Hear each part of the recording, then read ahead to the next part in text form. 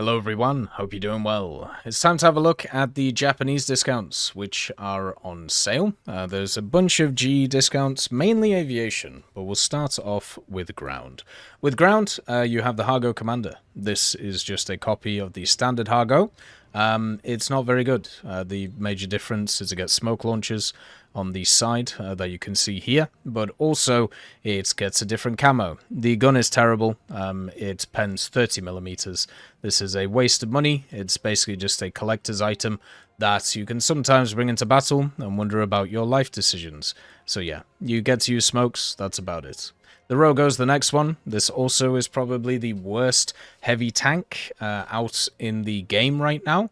It has no armor, 35mm at most, and also it has a putty gun, the 70mm Type 94, and then also the 37mm here. Both of these guns don't really pen a lot. They had to give this one a heat shell so it would actually do damage instead of 21mm after the DeMar formula changes. But yeah, it's not in a good position. It's not fun. It just means that you die a lot. It doesn't even have a lot of crew compared to a lot of the other heavy tanks of this BR. So yeah, quite a expensive amount of money for this. Then you got the Chia Shotgun.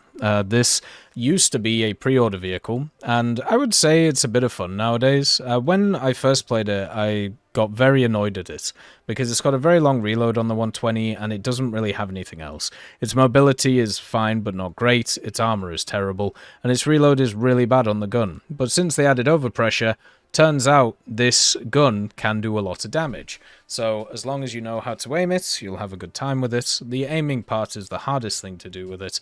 And once you figure that out, it's not too bad. It can be okay.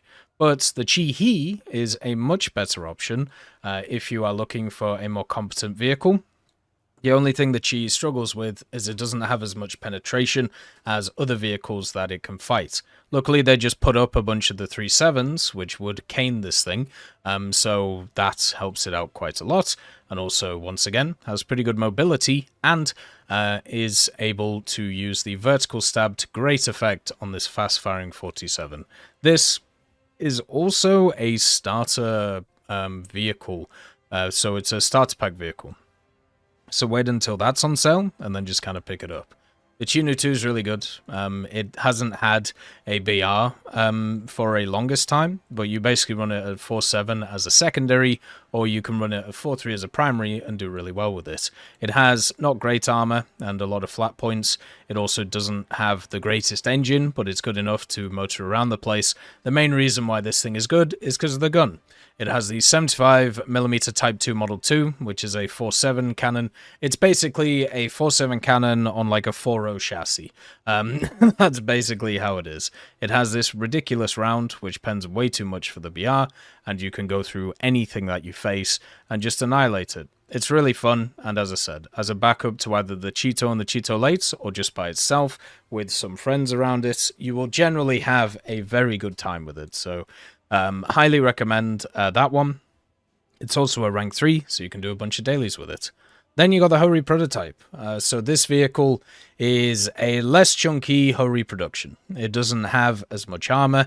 I think the engine might also be different, but also the gun is the difference between them, if I remember correctly, because this one has the Type 5 cannon, whereas the Ho-Ri prototype has the experimental high-velocity cannon. It fires the APHE, which has decent pen, but not enough to go through every target you'll face, and you have pretty good mobility with that as well. But you have nothing else which kind of draws you to the vehicle. No machine guns, no smokes, nothing really that's great. This thing used to be very good, especially with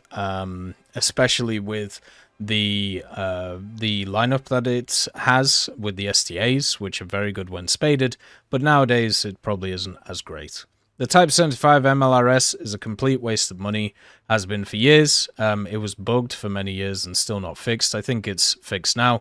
You're reliant on overpressure, you die very easily. Whenever I see this in my game, I see it more as a lost teammate than a gained asset. The Type 74G is a lot better. It also has a very good lineup around it with the Type 16P, the reserve Type 74s that you can bring along, and also the Type 93 as an AA machine and the light tanks now. The difference between the Type 74G and the other Type 74s is this one gets access to thermals, and everything else on it is the same. It has the LWSLR and also the Type 93 round, which is a very, very good round for 9.3. It also has the 105s, it has the standard reload of the 105, and hydropneumatic suspension. If you're looking for a vehicle to kind of grind through the Japanese tech tree and you don't want to play a light tank in the form of the Type 16, I would really recommend this one. It's super fun and works very, very well in general. We also have a helicopter, the Kisarazu, which is here. It's a 9.7, which is okay. Because at 9.7 you have the Type 16 and then all of the 9.3s and 9.0s that you can run with it. The Kisarazu is a Cobra, which is an AH-1S. This means it has access to TOW-2 missiles, so that gives it an okay firing range, but not the best, and good penetration. It would be nice if this thing had a little bit more to it. It does have the thermals, which is quite good, and also the countermeasures, but no other defenses, which kind of sucks.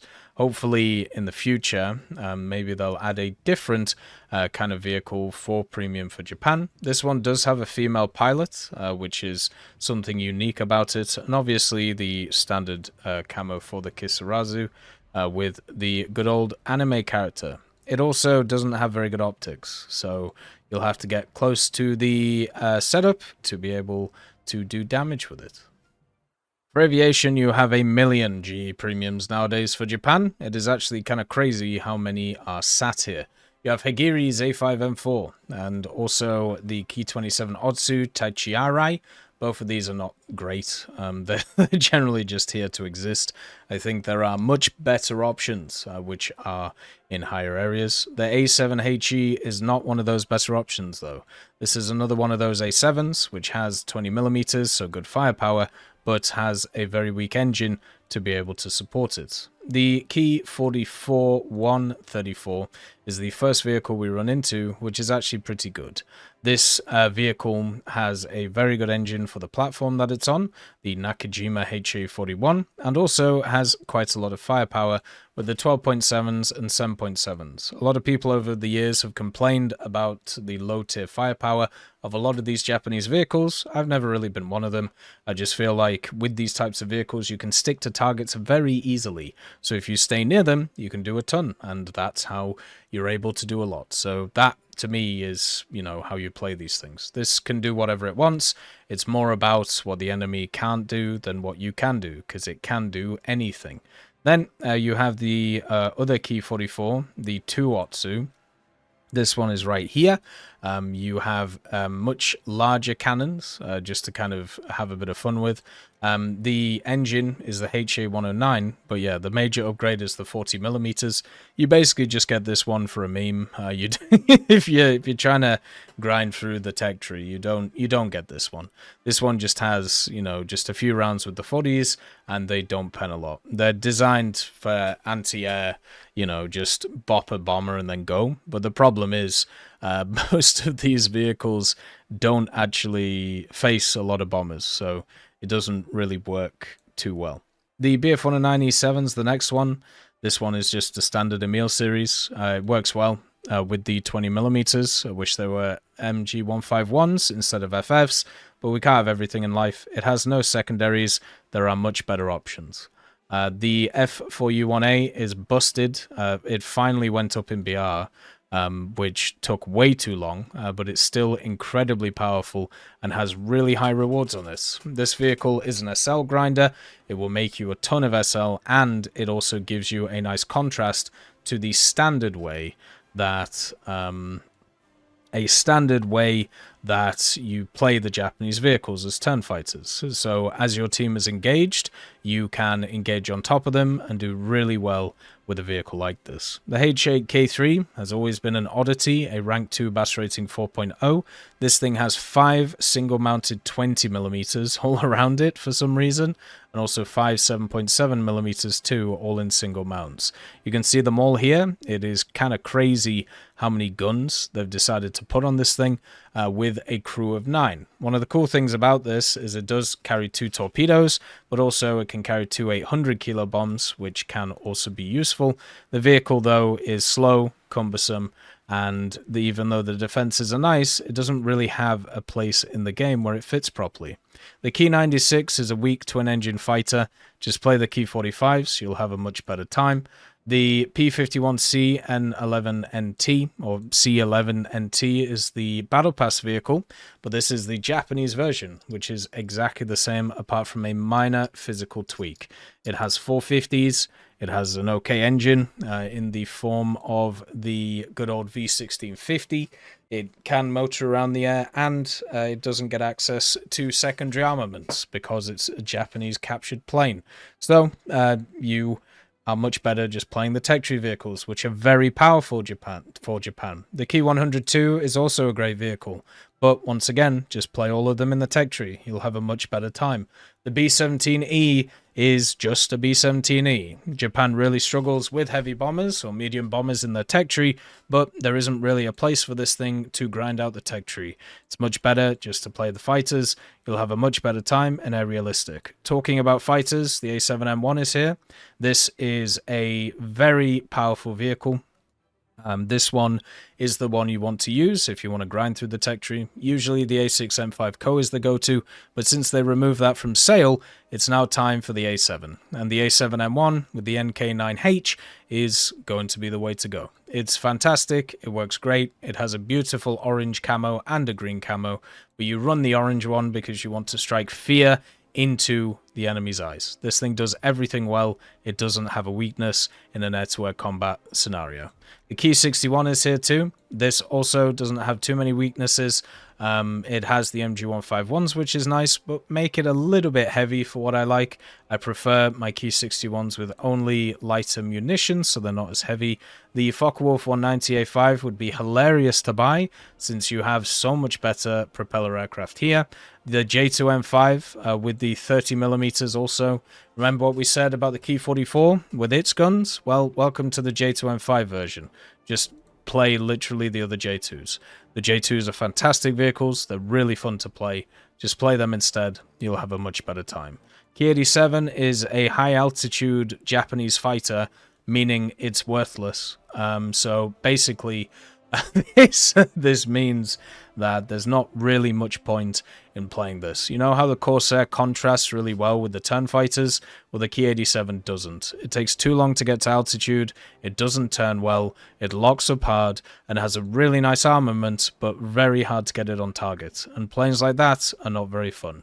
The F-86 F-40 is in a terrible position since it has the AIM-9Bs, but everything at 9.3 will eat this alive, and same at 9.7, and they move down a lot of the vehicles that it used to face to 8.3 and 8.0. So now you are priority target number 1 when dealing with a lot of those guys. So it's not going to be very fun for you, so it's better not to play it. For Naval for Japan, you have some options, not all good. For GE, you start off with the Type T14 Mod 1. This is the same as the Type T14. The only difference is this gets a 25mm and this one gets a 13.2. So it's slightly better, but not really making any difference at all. The next one is the Type 4 Mod 4. This one actually comes back into the Warbond shop every so often. I don't really know why. The key thing about this is it has its engines above ground, which is kind of cool. So you can cosplay as Florida Man. But the problem with it is the guns have really bad firing angles, and generally they're just bad. So you don't even have the speed to really do anything about it, and you'll just get torn apart by machine guns. The next one is the Akebono, which is right here. The Akebono has the fun 3-inch guns, which have a very good fire rate on them. Don't worry about the reload rate. Basically, this vehicle can fire as much as it wants. The reload rate is just if you're switching rounds. You just have to make sure that you don't overheat the guns as you're firing them. You do also have a tracking radar, which is really cool on them, and also a set of twin bofors too. So this is one of those that absolutely annihilates other coastal vehicles, but cannot annihilate the blue water ships. So you're stuck in a really weird situation where there are certain targets which will just die to you, and other targets which will laugh at you, and that's the problem with a lot of these high-tier coastal machines. You got the PGO-2. This one has the 20mm rotary cannon.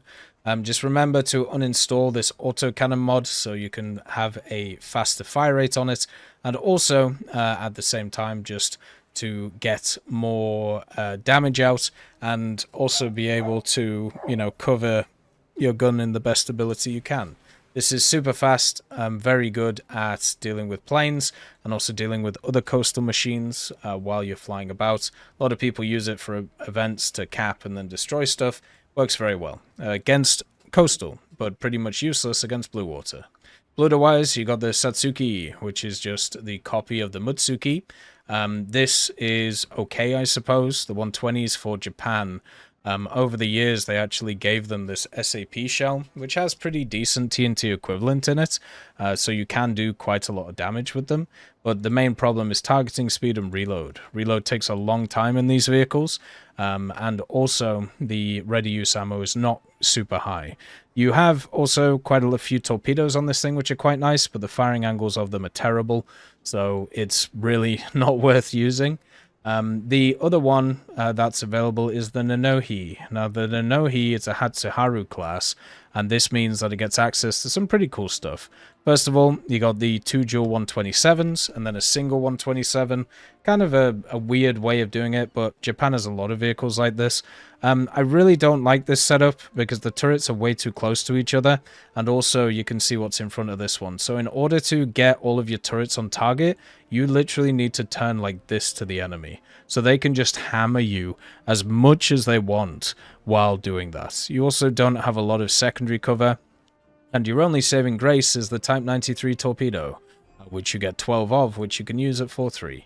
So that's why this thing is at 4.3, because of these two here, not because of these at all. And, in arcade that's good, that can work well, but in realistic, pretty much useless. The Nanohi is sat at rank 2, and the Yubari is at rank 3. So now we're getting into dailies and specials put up. This is a carbuncle, so it just has a bunch of weird guns on it all over the place. It has 2 sets of dual 140s. It has a single 120 on the front for some reason. It has a bunch of 25mm, and then a bunch of torpedoes, which are the Type 8 torpedoes, which are terrible. It's just a weird put together vehicle.